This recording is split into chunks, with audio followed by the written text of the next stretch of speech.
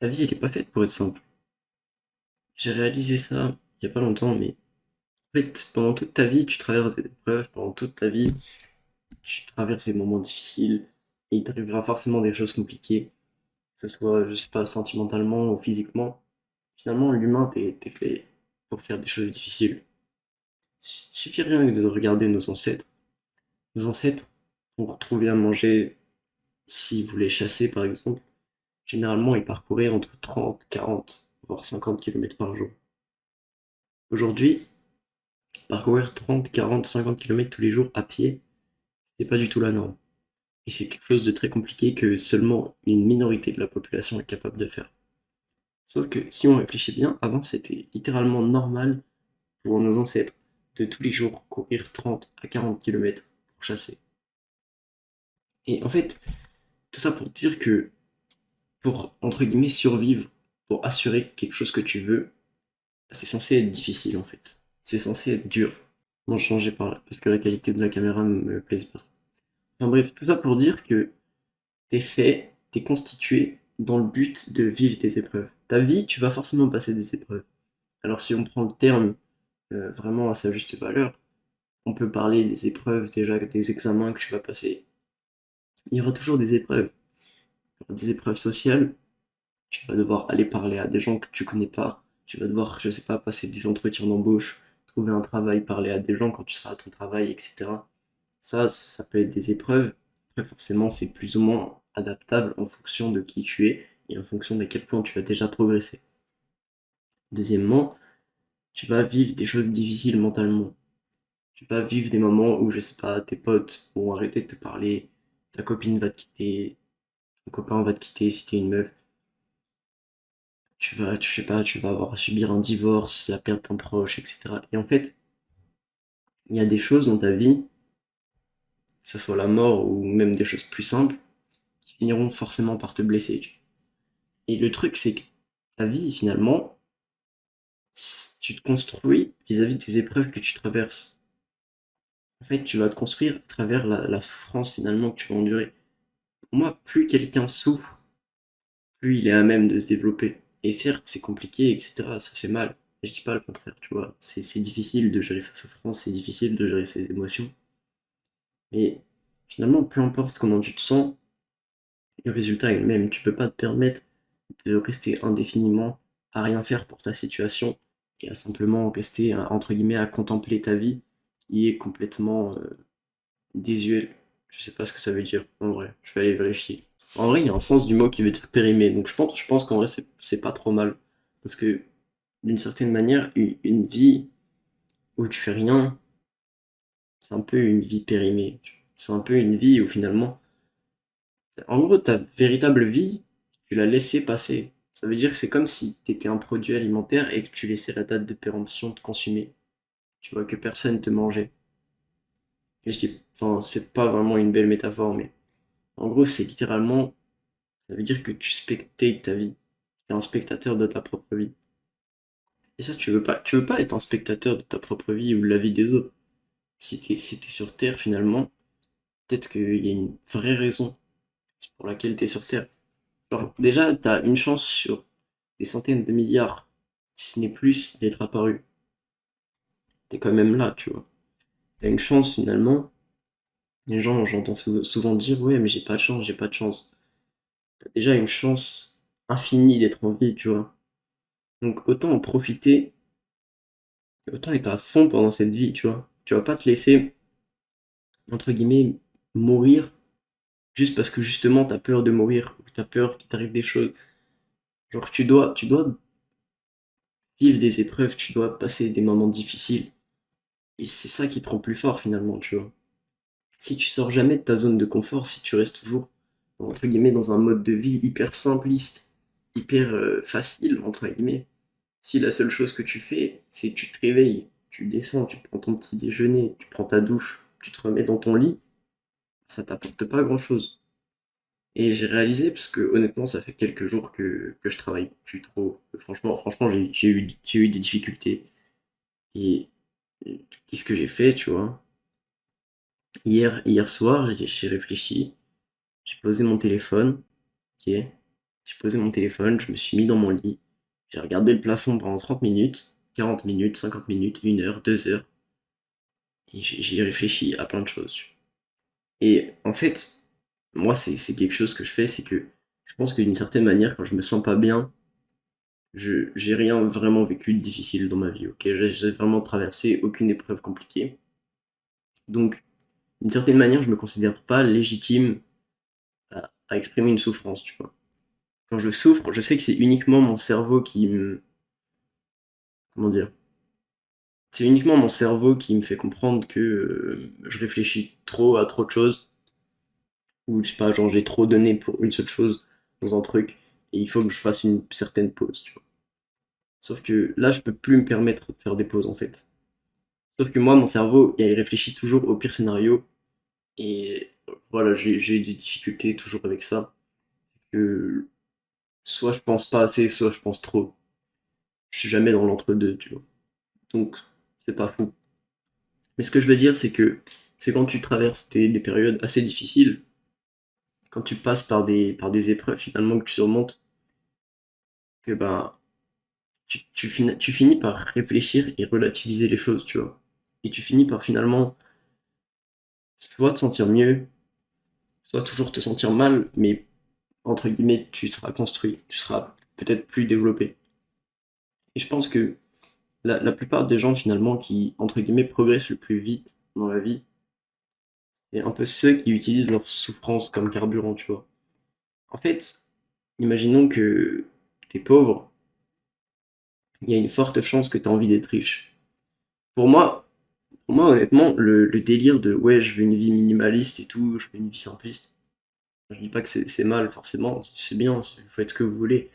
Mais pour moi, si tu veux une vie vraiment simpliste, genre extrêmement simple, t'es né dans une famille privilégiée et du coup t'as déjà pu expérimenter tout ce que tu voulais faire, mais soit vraiment, enfin, pour moi, t'es un peu bizarre. En fait, c'est mon point de vue, encore une fois. Il n'y a pas de souci. Les gens font ce qu'ils veulent, d'accord. Je suis personne pour juger. Mais moi, j'ai vraiment du mal à comprendre comment tu pourrais juste te contenter d'avoir un petit appart avec 3 meubles blancs, et alors que tu peux littéralement voyager dans la terre entière. Tu peux littéralement profiter de, je sais pas, un lit hyper confortable, des trucs hyper confortables. Et je dis pas forcément que faut toujours se réfugier dans plus de confort. Parce que, encore une fois, le confort tue d'une certaine manière la progression. Mais si tu l'as, entre guillemets, gagné ce confort, tu vois, si, à la sueur de ton front, que ce soit en travaillant, que ce soit en mettant en place des choses, enfin, que tu as pris action vraiment, et que ces actions, tu les as mis en place sur le long terme, que tu as vraiment fait des efforts pour ça, pour moi, tu mérites de savourer d'une certaine forme de confort, tu mérites de savourer des plaisirs que tu peux t'offrir, que ça soit voyager. Pour moi, voyager, c'est vraiment l'ultimatum. C'est-à-dire que t'es là, t'as une planète, je sais pas, ça doit faire peut-être 40 000 kilomètres le tour, comme ça, quelque chose comme ça, si ce n'est plus, je crois que c'est quelque chose comme ça. Le tour, la circonférence, ça doit être environ 40 000 kilomètres. Sur ces 40 000 kilomètres, t'as encore l'autre partie. Ça veut dire qu'il y a vraiment la France, pour faire une idée, c'est 1000 kilomètres de haut en bas. Ça veut dire que t'as 40 fois la France juste sur le tour, entre guillemets. Tu vois. T'as 40 fois ce que tu peux voir en France juste sur le tour. Je sais pas si vraiment je m'exprime très bien. Mais en gros, t'as vraiment tellement de choses à voir sur la planète. Et je sais pas comment les... En fait, quand je vois des gens dire oui, mais arrêtez de prendre l'avion, etc., ça pollue. Alors certes, l'avion, ça pollue, je dis pas le contraire, hein. Mais mec, c'était compliqué pour la majorité des gens d'avoir assez de temps pour voyager à pied. Et tu peux, tu peux pas vraiment voir le monde. Enfin, pour moi, voir le monde, mais que t'es né sur une terre, il y a tellement de choses à découvrir. Et toi, tu vas rester parce que, ah non, empreinte carbone, pendant qu'il y a des gens qui prennent des jets privés tous les jours, tu vois. Mais forcément, toi, si tu prends l'avion 2 fois par an, c'est... Enfin bref, c'est mon avis sur la question, encore une fois. chacun fait ce qu'il veut, mais au bout d'un moment, il faut quand même réfléchir. Euh, je dis pas de polluer comme un trou de balle, tu vois, c'est pas pour autant que je vais aller jeter mes déchets par terre, que je vais cramer des trucs juste pour faire du CO2 dans l'atmosphère. Mais au bout d'un moment, quand il y a des gens qui se permettent des trucs de fou, je vois pas pourquoi toi tu te retiens, entre guillemets, alors que ça n'a aucun impact dans tous les cas parce que t'as pas d'argent. Les gens qui ont vraiment un impact sur l'environnement, généralement, c'est les gens qui ont de l'argent parce que plus tu consommes, forcément, bah, plus la consommation de CO2 enfin, qui est liée à toi est importante. Et toi, tu vois, si tu gagnes 1000 euros par mois, que tu achètes juste ta viande au supermarché, que tu achètes des pâtes et que tu te fais juste à manger, tu bouges pas de ton appart, ou tu bouges à pied puisque t'as pas l'argent pour avoir une voiture, forcément ton impact carbone il va être plus petit. C'est logique que des mecs qui gagnent beaucoup consomment plus, tu vois. Je dis pas que on doit pas avoir de conscience, mais le truc c'est que on va à notre extinction à nous, on va à l'extinction de la race humaine, mais la Terre ne va pas mourir, les gars.